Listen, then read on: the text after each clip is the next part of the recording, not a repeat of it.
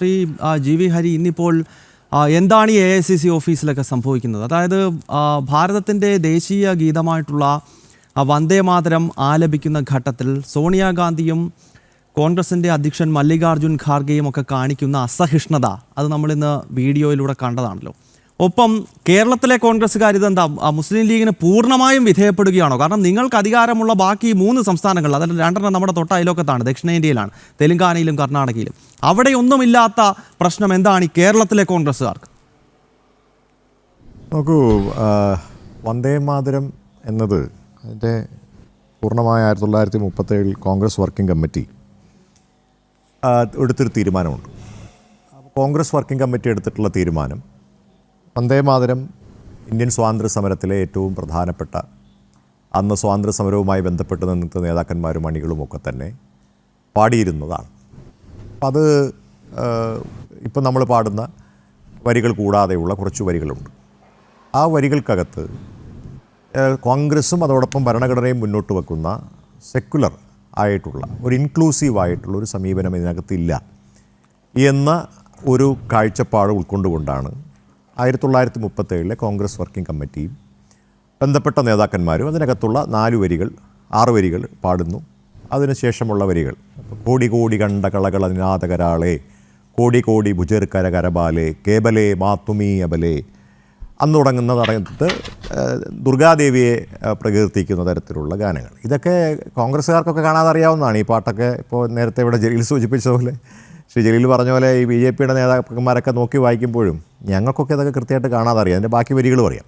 അപ്പോൾ എന്തുകൊണ്ടാണ് ബാക്കി ഈ കോടി കോടി കണ്ട കളകള നിനാദകരാളെ എന്നുള്ള തുടങ്ങുന്ന ആ വാക്ക്, ആ പാട്ട്, അതിൻ്റെ ബാക്കിയുള്ള വരികൾ പാടാത്തെന്ന് വെച്ചാൽ നമ്മുടെ രാജ്യത്തിൻ്റെ ഭരണഘടന മുന്നോട്ട് വെക്കുന്നതായിട്ടുള്ള ആ ഒരു ഇൻക്ലൂസീവ് നേച്ചർ അതിനകത്ത് ഉണ്ടാകണം എന്നൊരു കാഴ്ചപ്പാടും താല്പര്യവുമാണ് നമുക്കതിനകത്തുണ്ടായിരുന്നത്.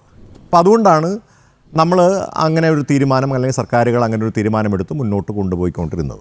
അപ്പോൾ അതിപ്പോൾ BJP അധികാരത്തിൽ വന്നപ്പോൾ BJP അതിനെ രാഷ്ട്രീയപരമായി ഉപയോഗിക്കാനുള്ളൊരു തീരുമാനമെടുത്തു. ആ തീരുമാനത്തിൻ്റെ ഭാഗമായിട്ട് ഇതുകൂടി കൊണ്ടുവന്നതിന് വിവാദമാക്കുകയാണ്.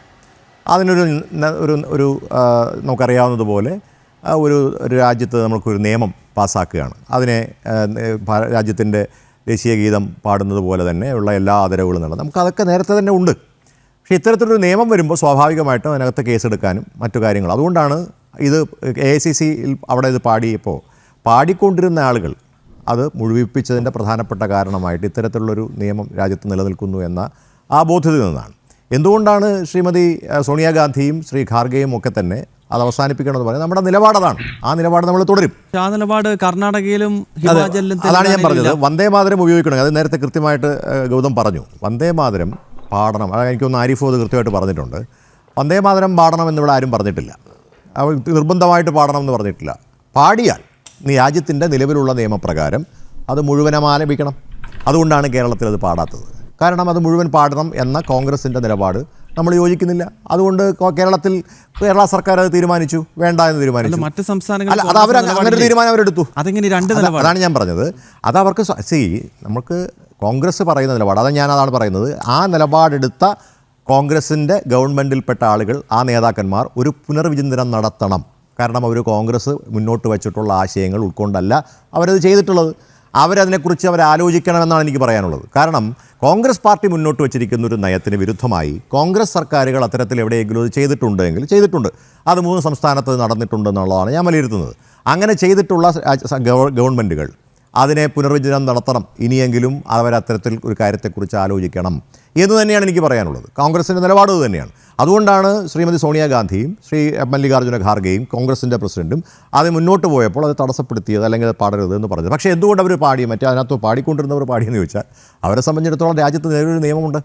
അപ്പോൾ ആ നിയമത്തെ സംബന്ധിച്ചിടത്തോളം ആ നിയമത്തിൽ നേരത്തെ ഗൗതം കൃത്യമായി സൂചിപ്പിച്ചതുപോലെ, ആരിഫ് ഇവിടെ കൃത്യമായിട്ട് സൂചിപ്പിച്ചതുപോലെ, അത് പാടിയാൽ അത് പൂർണ്ണമായി പാടണം. പാടിയില്ല എങ്കിൽ സർക്കാരിന് നിലവിലുള്ള നിയമപ്രകാരം, അത് നിയമപ്രകാരം കേസെടുക്കാനുള്ള എല്ലാ തരത്തിലുള്ള റൈറ്റും അല്ലെങ്കിൽ അതിനുള്ള ഒരു നിയമ വ്യവസ്ഥയുണ്ട് എന്നുള്ളതാണ്. അങ്ങനെയൊക്കെ നമ്മൾ വരുമ്പോൾ നമ്മൾ ആലോചിക്കേണ്ട 1-2 കാര്യങ്ങളുണ്ട് ഗൗതം. ഒന്ന്, നമ്മുടെ രാജ്യത്തിൻ്റെ ഭരണഘടനയിൽ വിശ്വസിക്കുന്നവരാണ് നമ്മളെല്ലാവരും. നിലവിലുള്ള ഭരണഘടന എന്തായാലും മാറിയിട്ടില്ല. നിലവിലുള്ള ഭരണഘടനയിൽ നമ്മളോടൊപ്പം തന്നെ മറ്റ് മതവിശ്വാസികളെയും നമ്മൾ ഉൾക്കൊണ്ടുകൊണ്ടാണ് മുന്നോട്ട് പോകുന്നത്. ഇപ്പോൾ ഞാൻ ഹിന്ദുമത വിശ്വാസിയാണ്. ഇപ്പോൾ ശ്രീ ജലീൽ അല്ലെങ്കിൽ ആരിഫ് ഒക്കെ തന്നെ, ആരിഫിന് മതമുണ്ടെന്ന് എനിക്ക് തോന്നിയില്ല, ഇല്ലെന്ന് വിചാരിക്കുന്നു. അദ്ദേഹം മതവിശ്വാസി അല്ല എന്നാണ് ഞാൻ വിചാരിക്കുന്നത്. പക്ഷേ ജലീലിൽ അങ്ങനെയല്ല, അദ്ദേഹത്തിന് മതവിശ്വാസമുണ്ട്.